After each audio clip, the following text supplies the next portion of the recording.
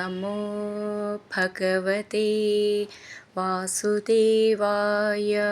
ഹരിമുരളീരവത്തിലേക്ക് എല്ലാവർക്കും സ്വാഗതം. നാരായണായ നമ നാരായണായ നമ നാരായണായ നമ നാരായണ നാരായണായ നമ നാരായണായ നമ നാരായണായ നമ നാരായണ. ഇന്ന് നമുക്ക് 7ഉം 8ഉം ശ്ലോകങ്ങൾ നോക്കാം.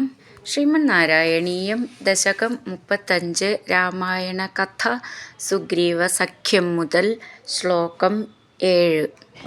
ഗൃഹൻ ജംഭാരി സംപ്രേഷിത രഥകവചൗ രാവണേനാഭിയുധ്യൻ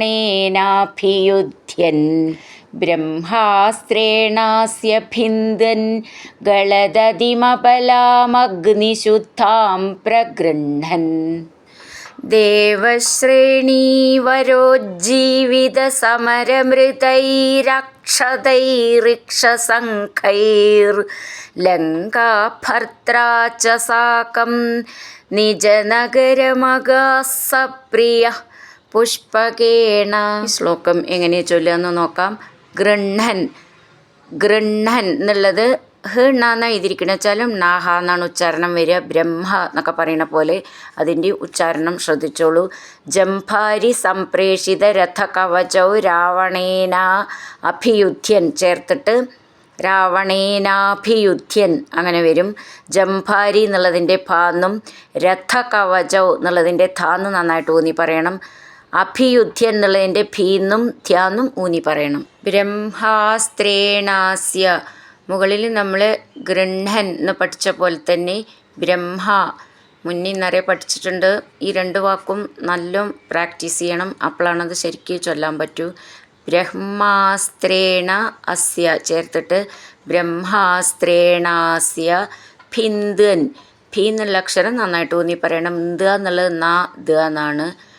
ഭിന്ദൻ ഗളദതിം ഗളദതിം അബലാം അഗ്നിശുദ്ധാം ശുദ്ധാം എന്നുള്ളതിൻ്റെ ധാംന്ന് നന്നായിട്ട് ഊന്നി പറയണം. പ്രഗൃഹൻ നമ്മൾ ആദ്യം തന്നെ ഈ ശ്ലോകത്തിൻ്റെ ഫസ്റ്റ് വാക്ക് തന്നെ ഗൃഹൻ എന്ന് പഠിച്ചു. അതേപോലെ പ്രഗൃഹൻ പ്രാന്നും കൂടിയും ചേർക്കുന്നുണ്ട്. പ്രഗൃഹൻ ദേവശ്രേണീ വരോജ്ജീവിത സമരമൃതൈ അക്ഷതൈ ചേർത്ത് ചൊല്ലുമ്പോഴാണ് സമരമൃതൈരക്ഷതൈ എന്ന് ചൊല്ലുക. മൃതൈ എന്നവിടെ വിട്ട് ചൊല്ലുകയാണെങ്കിൽ പിന്നെ അക്ഷതൈ ഋക്ഷസംഖൈ ഋ എന്നാണ് ഋഷി എന്നൊക്കെ ഉള്ളതിലത്തെ ഋക്ഷ. ഇവിടെ അക്ഷതൈ എന്നുള്ളതിൻ്റെ ക്ഷാന്നും ഋക്ഷ എന്നുള്ളതിൻ്റെ ക്ഷാന്നും നന്നായിട്ട് ഊന്നി പറയണം. സംഖൈർ ഖ എന്നുള്ള അക്ഷരം ഊന്നി പറയാനുള്ളതാണ്. ചേർത്ത് ചൊല്ലുകയാണെങ്കിൽ ലങ്കാഭർത്ര ല എന്നൊന്ന് ഊന്നി പറയണം.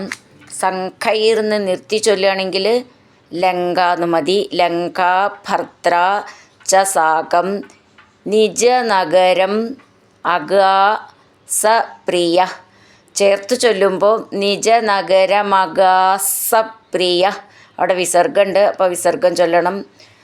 പുഷ്പകേണ അങ്ങനെ നിർത്താം. ഗൃഹൻ ജംഭാരി സംപ്രേഷിത രഥകവചൗ രാവണേനാഭിയുധ്യൻ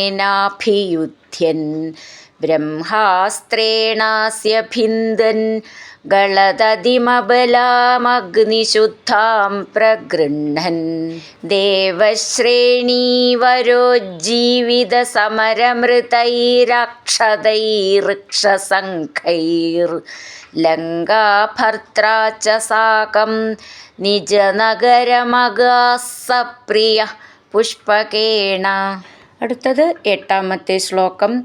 പ്രീതോ ദിവ്യാഭിഷേകൈരയുധസമധികാൻ വത്സരാൻ പര്യരംസീർമൈഥില്യാം പാപവാചാ ശിവ ശിവ കില താം ഗർഭിണീമഭ്യഹാസി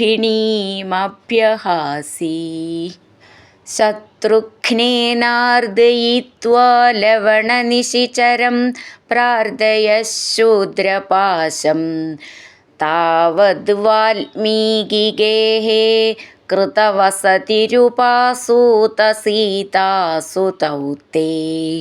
ഈ ശ്ലോകം എങ്ങനെ ചൊല്ലാമെന്ന് നോക്കാം. പ്രീതോ ദിവ്യ അഭിഷേകൈർ, ദിവ്യാഭിഷേകൈർ, ഭീ എന്നുള്ള അക്ഷരം നന്നായിട്ട് ഊന്നി പറയണം.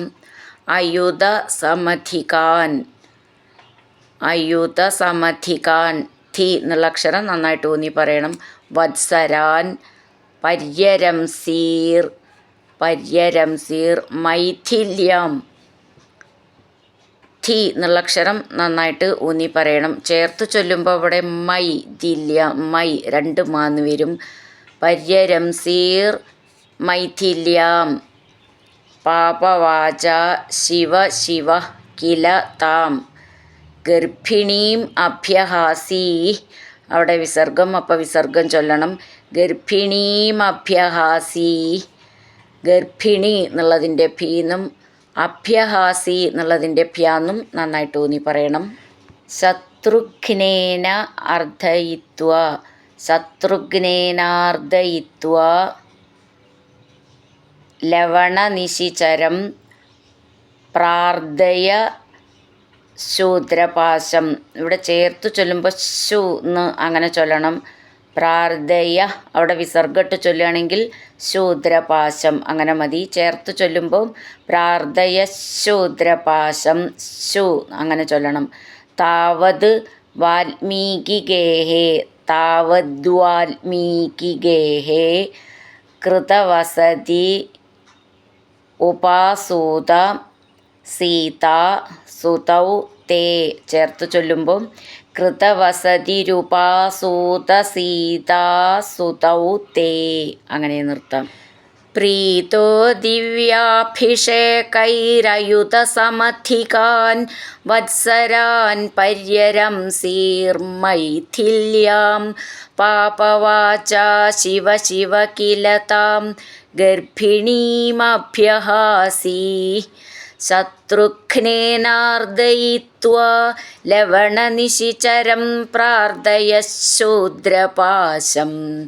താവത് വാൽമീകിഗേഹേ കൃതവസതിരുപാസൂത സീതാസുതൗ തേ.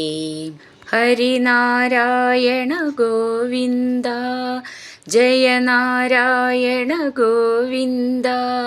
ഹരിനാരായണ ജയ നാരായണ ഗോവിന്ദ ഗോവിന്ദ ഗോവിന്ദ.